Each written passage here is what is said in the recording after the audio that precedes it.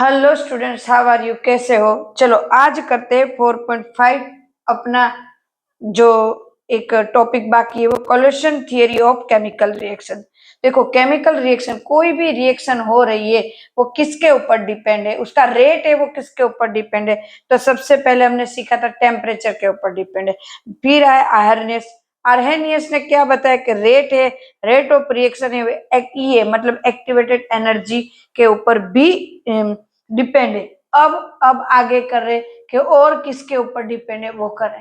तो क्या अब आ रहे हैं कि नहीं, और भी एक फैक्टर है जिनके ऊपर डिपेंड है, तो वो आज उस फैक्टर को भी देख लेते हैं, स्टडी कर लेते हैं। मैक्स ट्राउज ने और विलियम लेव्स ने 1960 और 18 में ये बताया कि एनर्जी के जो हमारा रेट ऑफ रिएक्शन है वो किसी और एक ऊपर के भी डिपेंड है। वो फैक्टर क्या है वो देख रहे हैं। और वो किसके ऊपर डिपेंड है, तो कि यहाँ का बेस्ड है, उनका बेस्ड है फैक्टर का based on kinetic theory of gases, इनके ऊपर डिपेंड है। चलो इस थियरी के अकॉर्डिंग हम समझते कि इस थियरी के अकॉर्डिंग है क्या। तो सबसे पहले समझाते, फिर उसकी डेफिनेशन ये सब करते। Clear students? तो चलो इस थियरी के अकॉर्डिंग क्या, मान लो कोई एक रिएक्शन हो रही है, उसमें दो एटम्स मोलिक्यूल्स पार्ट ले रहे, ए प्लस बी गिव्स प्रोडक्ट। उसमें से प्रोडक्ट में देखो लंबा टेक्स्ट बुक में बहुत लंबा लंबा लिखा, हमें इतना लंबा नहीं करना, हमें जो मेन पर्पस क्या है वो समझा रहे वो कर। टेक्स्ट बुक तो पढ़ के आप भी कर लोगे, मैं समझाऊंगी, उसके ऊपर से आप मीनिंग निकालोगे।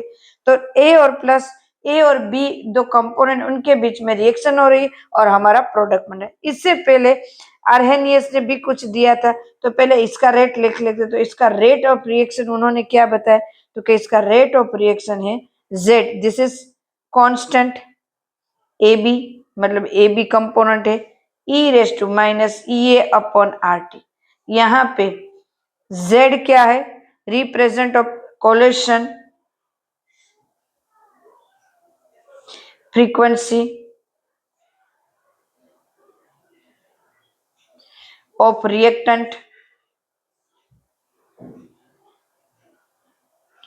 एंड ए एंड बी क्या है, A and B and E are represent the fraction, ये तो कंपोनेंट मोलिक्यूल्स। चलो मोलिक्यूल्स और ई ये तो हमें पता ही है एक्टिवेट एनर्जी, बराबर है। तो ई ये पता है, आर्हेनियस इक्वेशन में आया। तो अब आर्हेनियस इक्वेशन को भी एक बार देख लेते हैं कि उस इक्वेशन में क्या लिखा था हमने।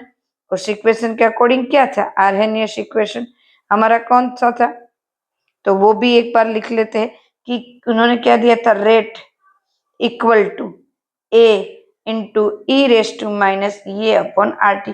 तो यहाँ पे ए और जेड क्या है, इक्वल है दोनों। तो यहाँ पे लिख सकते हैं z equal to A into minus E A upon R T, यहाँ पे भी E A into R T, मतलब दोनों एक ही है, रिप्रेजेंट किया है यहाँ पे उन्होंने, बराबर है। तो अब देखो इस थियरी के अकॉर्डिंग क्या होता है, तो इस थियरी के अकॉर्डिंग हम जाते कि मान लो ए और बी के बीच में रिएक्शन हो रही है, बराबर है। अब यहाँ पे फ्रीक्वेंसी ऐसा वर्ड क्यों यूज किया, क्योंकि ए और बी, अब देखो बहुत सारे कंपोनेंट है, इस तरह से होंगे, गैस की बात कर रहे हैं। तो अब देखो सबकी सब अलग अलग वे में वर्क करेंगे, सब अलग अलग वे में वर्क करेंगे, कुछ इस तरफ कुछ इस तरफ, सबकी जो साइज डायरेक्शन होगी वो तो चेंज नहीं होगा, सेम नहीं होगा, तो वो अलग अलग डायरेक्शन में वर्क करेंगे। तो जितने सेम डायरेक्शन में वर्क कर रहे वही यहाँ पे रिएक्ट करेंगे और उनकी एनर्जी देखो एक दूसरे के साथ क्या करेंगे, टकराएंगे। टकराएंगे तो उनमें क्या रिलीज होगा, एक दूसरे के साथ टकराएंगे तो उनमें क्या होगा, तो क्या उनमें अब हो रहा है एनर्जी क्रिएट हो रही है। अब एनर्जी क्रिएट होगी तो कितनी एनर्जी क्रिएट होनी चाहिए, तो कि ई ए जितनी मतलब एक्टिवेटेड एनर्जी जितनी क्रिएट होनी चाहिए, तभी जब तक उसको एक्टिवेटेड जितनी एनर्जी, थ्रेशोल्ड एनर्जी जब तक वो नहीं लेगा तब तक तो वो वर्क नहीं करेगा, मतलब नहीं प्रोडक्ट बनेगा। तो ए और बी का यहाँ के फ्रीक्वेंसी क्यों लिया गया? क्योंकि सारे के सारे तुरंत प्रोडक्ट में कन्वर्ट नहीं हो रहे, कुछ आधे अधूरे हो रहे हैं। तो जिसकी एनर्जी थ्रेशोल्ड जितनी हो गई वो प्रोडक्ट में कन्वर्ट हो रहे, बाकी की अभी नहीं हो रहे।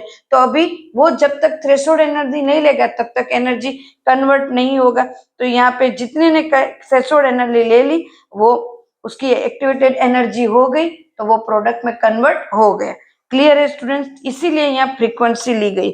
अब और ए और बी दोनों के बीच में रिएक्शन होते हैं और प्रोडक्ट बनता है। जितने एनर्जी, जितने कंपोनेंट ने एनर्जी ले ली वो धीरे धीरे धीरे धीरे प्रोडक्ट बन रहा है। तो यहाँ पर लिख क्या सकते हैं? The number of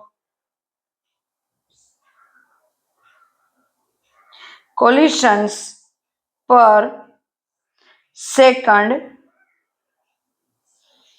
per unit. अब देखो क्या है, पर सेकंड पे कितना वॉल्यूम प्रोडक्ट में कन्वर्ट हो रहा है of the reaction mixture is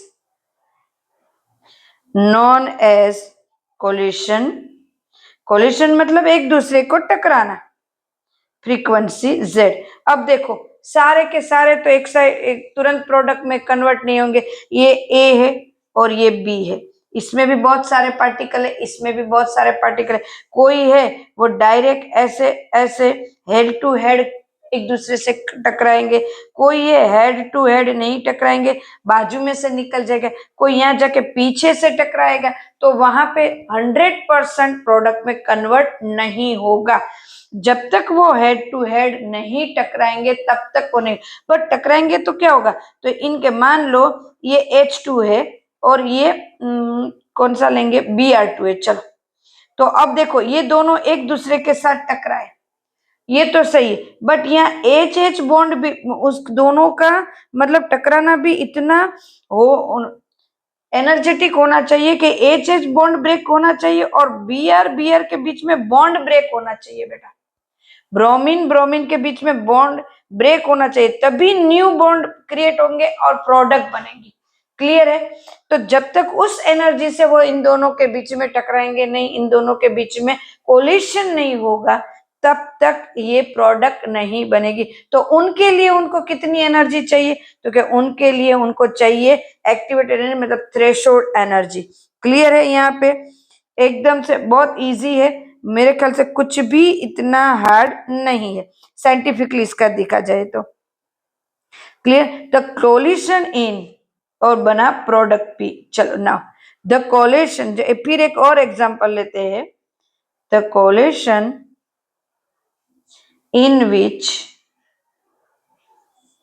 molecules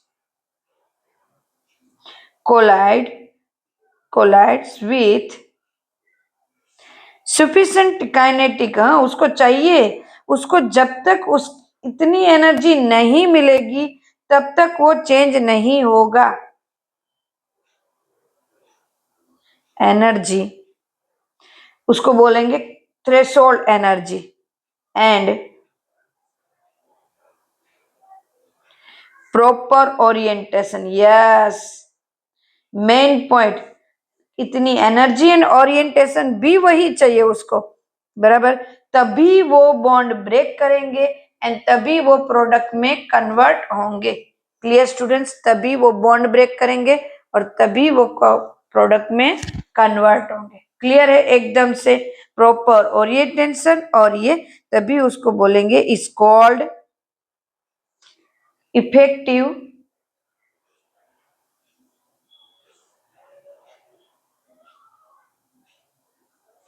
collision. Clear है? एक एग्जाम्पल लेते हैं, चलो केमिकली एग्जाम्पल लेट दिस। एक ये है, देखो bromine negative positive plus OH minus. क्या हुआ? जो ये इम्प्रॉपर ओरिएंटेशन, इम्प्रॉपर, और ये प्रॉपर है, प्रॉपर ओरिएंटेशन, और ये इम्प्रॉपर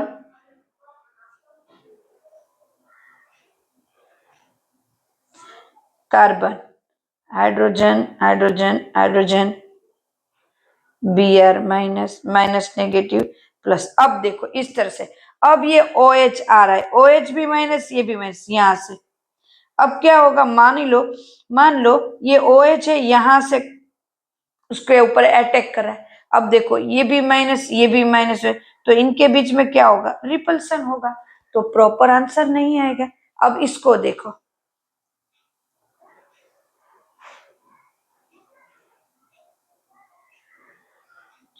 अब ये क्या है, अब OH माइनस क्या कर रहा है, अब इस तरह से नहीं कर रहा है, वो अटैक सामने से नहीं कर रहा है, ये इस तरफ से अटैक कर रहा है, तो ये कार्बन क्या है, पॉजिटिव है, और ये क्या है, नेगेटिव, तो इनके बीच में क्या हो, एट्रैक्शन होगा, तो प्रॉपर रिजल्ट मिलेगा। तो यही तो है कि प्रॉपर ओरिएंटेशन होना चाहिए और काइनेटिक एनर्जी उतनी चाहिए, तभी रिजल्ट मिलेगा।